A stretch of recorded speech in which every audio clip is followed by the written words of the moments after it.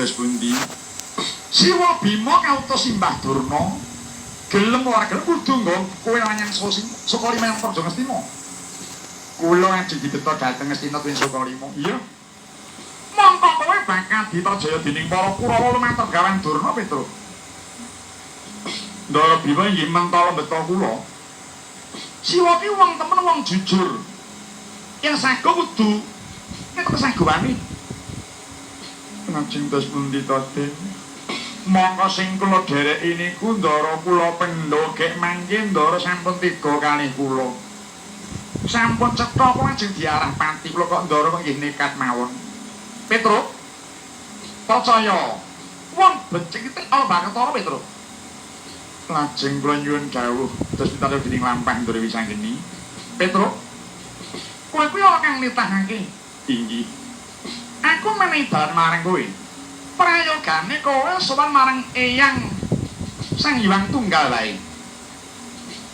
Kula sowan dhateng Sang Hyang Tunggal. Iya. Ingkang wigati nyorot diparing ngamuk kuwi Petruk. Lah lajeng mangke griya keng engko sinten?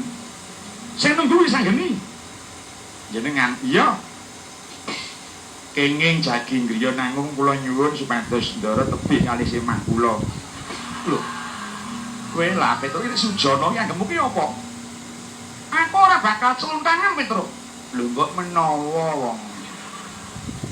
Kula niki nganggo wanton jroning sepi iki anane mung lali. Aku tetep rayekno Petruk. Oh inggih. Nek ngaten mangsa bareng Gus kula nyuwun tulung kepareng mawon. Jagi griya kula. Aja kuwatir. Nuwun pamit Gus. Masa bro Petruk. Nggih.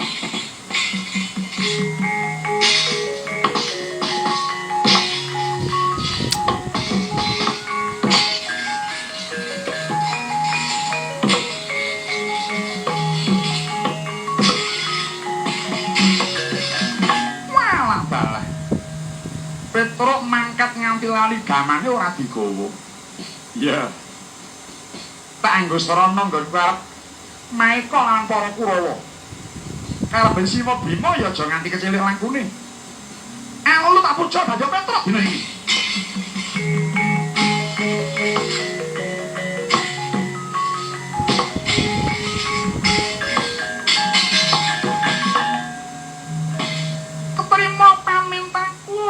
Dadi Petruk. Inggih, Ndara. Wah. Rembuke wis pas kaya bendarane. Petruk, kula. Kowe metu wong njaba. Pinanggih marang Siwa Bima. Kowe digawa nyang ndi wae menu to, Petruk? Kula, iya. Kowe iki sendika. Nek ngantos menika mangke ali dipesakiti dos pundi? Aja kuwatir, aku sing bakal mulake kowe. Nggih, mongso kok iki iya.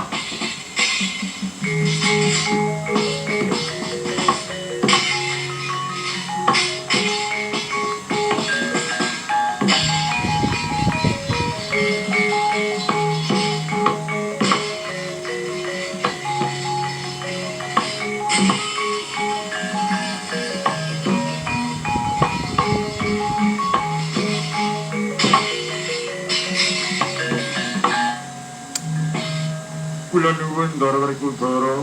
Petruk iya. Wonten dawuh marang dhateng griya kula ngriki. Petruk, aku diutus kalawan guruku Durna nimbali kowe supaya wis lanyang Praja Ngastina. Nuwun sewu gatosipun menapa, Den? Kowe arep tak rembug ing babagan ilanging Krimasada. Lah kok ngrembak kalih kula? Jaman manut Candhi Saptwarga sing ngingkake pusaka Ngamarta kowe.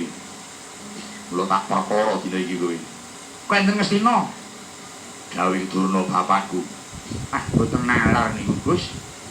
Ndika niku satriya saking Ngamarta kok urusan ten Ngastina niku terus pripun sambung rapete. Aja kakean catur mati dupak raimu karo bendaramu lu mangkat to.